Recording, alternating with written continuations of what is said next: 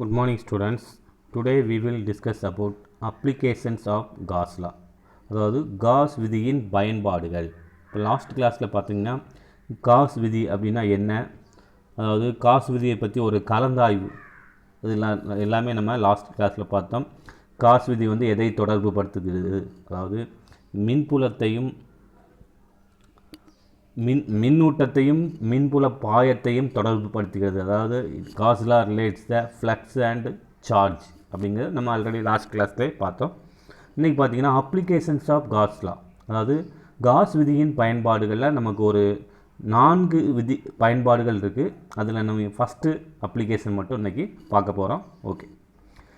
Electric field due to any arbitrary charge configuration can be calculated using Coulomb's law or Gauss law. அதாவது ஏதேனும் ஒரு வடிவமுள்ள மின்துகள் தொகுதிகளுக்கு மின்புலத்தை கணக்கிட கூலும் விதி அல்லது காஸ் விதியை பயன்படுத்தலாம். ஒரு சிஸ்டம் இருக்குது, electric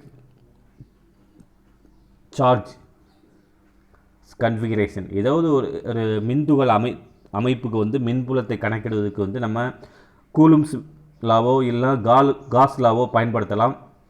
it the charge configuration possess some kind of symmetry, அதாவது இதுக்கு இடையில ஏதோ ஒரு சமச்சீர் தன்மை இருந்தால் நம்ம அதை then Gauss law is very efficient way to calculate the electric field. அதாவது மின்துகள்கள் அமைப்புக்கு வந்து நம்ம காஸ் விதியோ அதில் இருக்கக்கூடிய மின்புலத்தை எலக்ட்ரிக் ஃபீல்டை கால்குலேட் பண்ணுறதுக்கு காஸ் லாவோ இல்லைனா கூலும்ஸ் லாவோ பயன்படுத்தலாம். அந்த மின்னூட்டத்திற்கு இடையிலே உள்ள ஒரு சமச்சீர் தன்மை இருந்தால் நம்ம கூலும்ஸ் லாவை விட காஸ் லா பயன்படுத்துறது ரொம்ப ஒரு மிகச்சிறந்த வழி, வெரி எஃபிஷியன்ட் வே அப்படின்னு நம்ம சொல்லலாம். இப்போ ஒரு சமச்சீர் தன்மை இருக்கும்போது அந்த மின்னூட்ட அமைப்பில் வந்து நம்ம பயன்படுத்தக்கூடிய விதி வந்து என்ன தான் பயன்படுத்தணும் அப்படின்னா பார்த்தீங்கன்னா காஸ் விதி தான் நம்ம பயன்படுத்தணும். அப்போ காஸ் விதி பயன்படுத்தும் போது அதுதான் ஒரு மிகச்சிறந்த வழியாக இருக்கும். ஓகே, ஃபர்ஸ்ட் அப்ளிகேஷன் பார்க்கலாம். Electric field due to infinite long charged wire, அதாவது மின்னூட்டம் பெற்ற முடிவிலா நீளம் உடைய கம்பியினால் ஏற்படும் மின்புலம். மின்னூட்டம் பெற்ற முடிவிலா நீளம் உடைய கம்பியினால் ஏற்படும் மின்புலம். Electric field due to infinitely long charged wire. Okay, consider infinitely long straight wire having uniform linear charge density.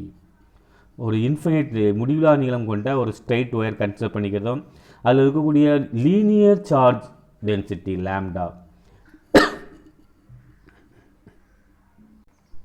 நம்ம சார்ஜ் டென்சிட்டியில் பார்த்திங்கன்னா 3 விதமான சார்ஜ் டென்சிட்டி பார்த்தோம். Linear charge density, surface charge density, volume charge density அப்படிங்கிற 3 விதமான charge density பார்த்தோம். இப்போ அதில் பார்த்தீங்கன்னா நமக்கு லீனியர் சார்ஜ் டென்சிட்டி. இப்போ சார்ஜ் பர் யூனிட் லென்த், ஓரலகு நீளத்தில் உள்ள மின்னூட்டம் தான் மின்னூட்ட நீள அடர்த்தி. Okay, it is denoted by lambda. Okay, let P be the point located at a perpendicular distance r from the wire. அப்போ Pங்கிற பாயிண்ட் வந்து அந்த இதில் இப்போ டயக்ராமில் நமக்கு பார்த்தாலே தெரியும், அதாவது பெர்பெண்டிகுலர், அந்த ஒயருக்கு பெர்பெண்டிகுலராக இருக்குது. எவ்வளோ டிஸ்டன்ஸில் இருக்குதுன்னு பார்த்தீங்கன்னா ஆறுங்கிற டிஸ்டன்ஸில் இருக்குது. இந்த Pங்கிற பாயிண்ட்டு எவ்வளோ டிஸ்டன்ஸ் இருக்குது, ஆர் டிஸ்டன்ஸில் இருக்குது. எப்படி இருக்குன்னா ஒயருக்கு பெர்பெண்டிகுலராக இருக்குது. Okay, we choose two small charges A1 and A2.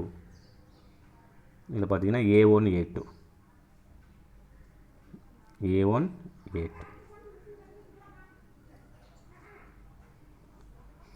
which are equal distance from the point P. இந்த ரெண்டுமே எப்படி இருக்குன்னா Pங்கிற பாயிண்ட்லேருந்து ஈக்குவல் டிஸ்டன்ஸில் இருக்குது. The resultant electric field due to these two charge elements points radially away from the charged wire and magnitude of electric field is same at all points on the circle of radius. இப்போ 2 பாயிண்ட்டும் பார்த்தீங்கன்னா நமக்கு A1 A2 பார்த்தீங்கன்னா same டிஸ்டன்ஸில் இருக்குது. So அப்போ equal டிஸ்டன்ஸில் இருக்குது மிட் பாயிண்ட்லேருந்து பார்த்தீங்கன்னா Pங்கிற பாயிண்ட்லேருந்து. ஸோ அப்போ ரெண்டுலேயுமே எலக்ட்ரிக் ஃபீல்டு எப்படி தான் இருக்கும்னு பார்த்தீங்கன்னா ஈக்குவலாக தான் இருக்கும். The resultant electric field due to these two charge elements points radially away from the charged wire and magnitude of electric field same at all points on the circle of radius r. From this property we can infer that charged wire possesses a cylindrical symmetry. Let us choose a cylindrical Gaussian surface of radius r and length L. Total electric flux in the closed surface is calculated. அப்போ electric flux கண்டுபிடிக்க நம்ம காஸில் formula ஏற்கனவே இந்த formula already நம்ம பார்த்துருக்கோம். Phi is equal to closed integral E vector dot d A vector. Okay, அப்போ இதில் நமக்கு பார்த்தீங்கன்னா ஒரு 3 சர்ஃபேஸை வந்து கன்சிடர் பண்ணலாம். Curve surface, top surface, bottom surface. இது பார்த்தீங்கன்னா இது வந்து கர்வ் சர்ஃபேஸ், இது டாப், இது வந்து பாட்டம். இப்போ 3 சர்ஃபேஸ் கிடைக்கும். அதாவது புறப்பரப்பு ஒன்று, மேல் பகுதி ஒன்று, கீழ்ப்பகுதி ஒன்று. இப்போ தனித்தனியாக நம்ம அதை கால்குலேட் பண்ண போகிறோம். ஒவ்வொரு இடத்துல இருக்கக்கூடிய எலக்ட்ரிக் ஃபீல்ட் ஃப்ளக்ஸ் கண்டுபிடிக்க போகிறோம். இப்போ கர்வ் சர்ஃபேஸுக்கு உள்ளது first curve surface, top surface, bottom surface. It is seen from that for the curved surface E is parallel to A and E vector dot dA vector equal to EDA.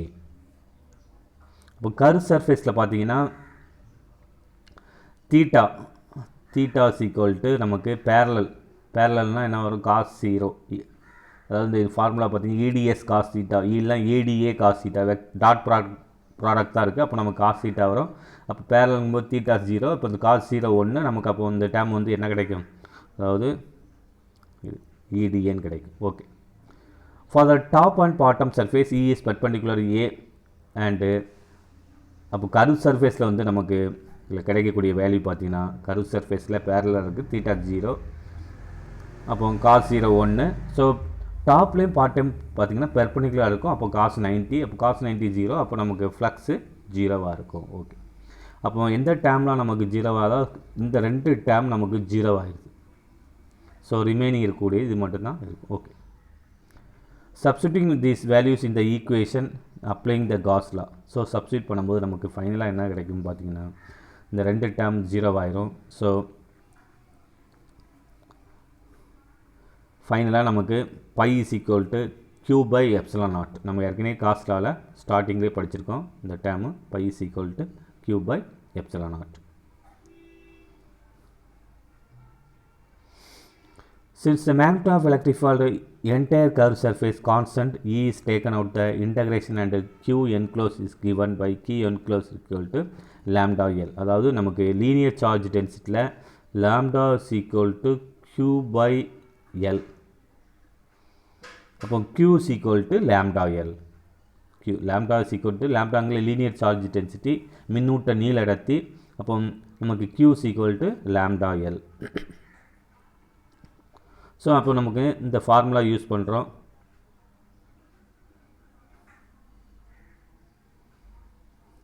இல்லை க்யூக்கு பதிலாக நம்ம என்ன பண்ணிருக்கோம், lambda L. க்யூக்கு பதிலாக lambda L. Next பார்த்தீங்கன்னா இது ஒரு total area curve surface. புறப்புறம் பார்த்தீங்கன்னா நமக்கு இதுக்கு ஃபார்முலா 2πRL மேக்ஸில் படிச்சிருப்பீங்க. இப்போ 2πRL சிலிண்டர் ஷேப்பில் தான் இருக்குது. இப்போ 2πRL. இப்போ டிஏக்கு பதிலாக 2πRL சப்ஸ்டியூட் பண்ணியாச்சு. Next lambda L divided by epsilon naught. அப்போ எல் கேன்சல் ஆயிரும். இப்போ நமக்கு 2πR அந்த சைடு கொண்டு போகும்போது டினாமினேட்டர் போயிடும். அப்போ நமக்கு ஃபைனலாக என்ன கிடைக்குன்னு பார்த்தீங்கன்னா E is equal to 1/2π epsilon naught lambda divided by r. Next இதை வெக்டார் ஃபார்மில் எழுதும்போது நமக்கு இங்கே E vector is equal to 1/2π epsilon naught lambda divided by r cap. The electric field due to infinite charged wire depends on 1/r rather than the 1/r square for the point charge. The equation indicates the electric field always along the perpendicular direction to wire. In fact, lambda is greater than 0, then E points a perpendicular outwards from the wire. If lambda is less than 0, then E points the perpendicular inwards. Okay, the equation true only for the infinite long charged wire. For a charged wire is finite length, the electric field need not be radial at all points. However, equation for such wire is taken approximately true around the midpoint of the wire and far away from the both ends of the wire.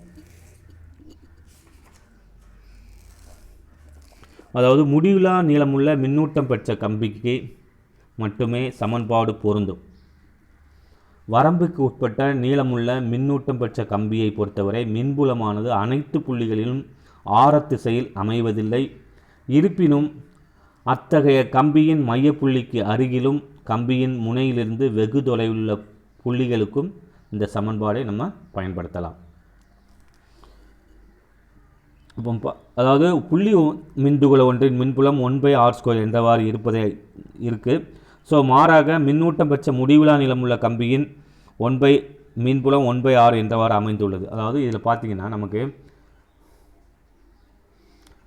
the electric field to infinite charge wire depends on 1/r rather than the 1/r². இப்போ இதில் வந்து நமக்கு அதாவது electric field வந்து infinite charge ஒயரில் வந்து நமக்கு electric field எதை depend பண்ணியிருக்குன்னா 1/r அதாவது inversely proportional to the r. ஆனால் 1/r² வந்து எலக்ட்ரிக் ஃபீல்டு அதாவது பாயிண்ட் சார்ஜுக்காக இருந்தால் நமக்கு 1/r² வரும். இங்கே இன்ஃபைனைட் சார்ஜ் ஒயர் அப்படிங்கிறனால நமக்கு 1/r வருது. ஓகே, இப்போ ஹோம்ஒர்க் பார்த்தீங்கன்னா அப்ளிகேஷன் ஆஃப் காஸ் லாவில் இந்த ஃபஸ்ட்டு அப்ளிகேஷன் ஒரு 5 மார்க் கொஸ்டின், ஒரு இம்பார்ட்டன்ட் கொஸ்டின் கூட அடிக்கடி கேட்கக்கூடிய கொஸ்டின். Okay, thank you.